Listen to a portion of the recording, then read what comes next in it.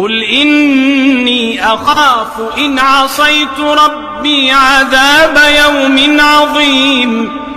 قل الله أعبد مخلصا له ديني فاعبدوا ما شئتم